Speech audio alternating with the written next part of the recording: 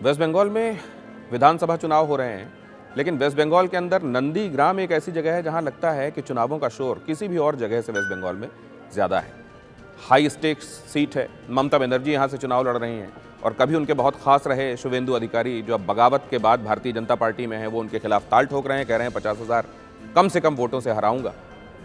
ममता बनर्जी और शुवेंदु अधिकारी के हाई ऑक्टेन कैंपेन के बीच में एक कैंडिडेट ऐसा भी है जो यहाँ चुनावी मैदान में है और कहा जा रहा है कि जो चुपचाप अपना काम कर रहा है, सादी वेशभूषा में नज़र आता है।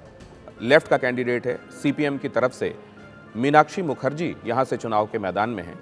और मीनाक्षी के बारे में यहाँ के लोग कहते हैं कि बहुत साधारण वेशभूषा है उनकी, अमूमन काला, लाल और सफ़ेद कपड़े वो इसलिए भी पहनती हैं क्योंकि वो लेफ्ट के रंग को रिप्रेजेंट करना चाहती हैं।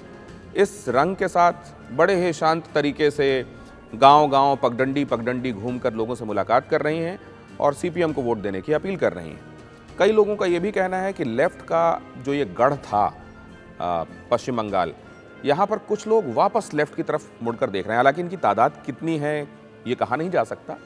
हो सकता है कुछ लोगों में लेफ्ट के समय को लेकर भी नॉस्टैल्जिया हो, लेकिन अगर आप मीनाक्षी की माने और उनके जो समर्थक हैं उनकी माने, तो लोगों का कहना यह है कि केवल डर की वजह से कि अगर हम मुंह खोलेंगे और ये बता देंगे कि हम लेफ्ट के समर्थक हैं तो हम पर अटैक हो सकता है। यहाँ के कई लोग ऐसे भी हैं जिनका ये कहना है कि एक वक्त ऐसा भी था जब हमारे सारे के सारे वोटर आईडी कार्ड ले लिए जाते थे और कहा जाता था तुम्हारा वोट पड़ गया है, अब तुमको जाने की ज़रूरत नहीं है, अगर घर से बाहर निकले तो हाथ पैर तोड़ देंगे। क्या वाकई ऐसा था? अगर ऐसा था तो क्या इस बार ये लोग वोट देने जा पाएंगे? और अगर जा पाएंगे तो क्या इन्होंने अपना मन बना लिया है?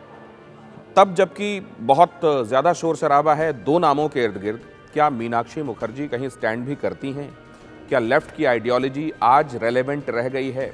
तब जबकि वेस्ट बंगाल में तो 2011 और 2016 को अगर आप देखें तो 2011 से 2016 में काफ़ी सीटें कम हो गई। इस बार 2016 के बाद अब जब चुनाव होने हैं तो क्या लेफ्ट की विचारधारा लोगों को कहीं से प्रासंगिक लग रही है, या जैसा दावा किया जाता है कि लेफ्ट अब धीरे धीरे एंटीक्विटीज़ की श्रेणी में आने लगा है?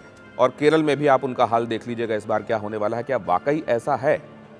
बहरहाल मीनाक्षी के बारे में लोग ये भी कहते हैं कि उनका जो सादा रंग ढंग है, एक तो वो खुद सादगी से रहती हैं, और तब जबकि शुवेंदु के या ममता के हो हल्ले को, शोर शराबे को, वो जमकर रोड शोज़ जो हो रहे हैं, क्योंकि इनकी जब पदयात्रा निकलती है मीनाक्षी मुखर्जी की तो साथ में कोई डीजे नहीं होता, कोई लाउड स्पीकर्स नहीं होते, बड़े शांत ढंग से जाकर लोगों से मिलती हैं और वहाँ से निकल जाती हैं। कोई बड़ी रैली नहीं होती। क्या इसलिए क्योंकि ये लोगों को जुटा नहीं सकती, या इसलिए कि लेफ्ट का काडर जिसकी बात की जा रही थी की जाती है वो अब लोगों को मोबिलाइज़ नहीं कर पाता? तो एक तरफ शोर शराबा है, एक तरफ चकाचौंध है और एक तरफ मीनाक्षी मुखर्जी भी हैं। अब देखना यह है कि मीनाक्षी मुखर्जी किसको रिप्रेजेंट कर रही हैं। क्या उस अंडर करंट को जिसकी गाहे बगाहे बात होती है कांग्रेस की तरफ से, लेफ्ट की तरफ से, आईएसएफ की तरफ से, क्या वाकई वो अंडर करंट है और उसको रिप्रेजेंट कर रही हैं वो, और ये अंडर करंट दिखाई देगा? या ये करंट अब वाकई अंडर होता जा रहा है, तहों में जाता जा रहा है और कुछ दिनों में ये करंट महसूस भी नहीं होगा? इस बात के लिए इंतज़ार करना पड़ेगा। 1 तारीख को वोटिंग होनी है।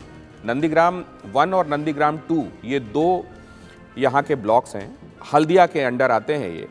और वैसे देखा जाए तो ये तामलुक जो पार्लियामेंट्री कॉन्स्टिट्यूंसी है उसके अंदर आने वाला ये विधानसभा क्षेत्र है। लेकिन नंदीग्राम 1 और 2 ये जो 2 डेवलपमेंट ब्लॉक्स हैं, इसमें नंदीग्राम 2 में हिंदू वोटर्स ज़्यादा हैं और नंदीग्राम 1 में मुस्लिम वोटर्स कंपैरेटिवली ज़्यादा हैं। कहा यह जाता है कि ममता बनर्जी की निगाह नंदीग्राम 1 पर है और भारतीय जनता पार्टी यहाँ पर नंदीग्राम 2 के सहारे है। मीनाक्षी मुखर्जी किसके सहारे हैं?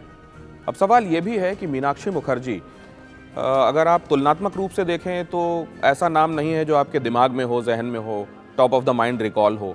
इनको वहाँ से क्यों फील्ड किया गया? क्या इनमें वाकई कोई विशेषता है, या क्योंकि ये अखाड़ा हारा हुआ मान ही रही है वामपंथी पार्टियां अपने लिए, इसलिए एक रिप्रेजेंटेटिव को यहाँ से खड़ा कर दिया गया है ताकि ये ना रहे कि हमने ये सीट खाली छोड़ दी थी और वॉकओवर दे दिया था? तो क्या वॉकओवर नहीं देना इसलिए नेम से एक कैंडिडेट हैं मीनाक्षी मुखर्जी, या मीनाक्षी मुखर्जी में कोई बात है इसीलिए उनको ममता बनर्जी और शुवेंदु अधिकारी के खिलाफ फील्ड किया गया है? बातें विशेष आज इतना ही। नमस्कार।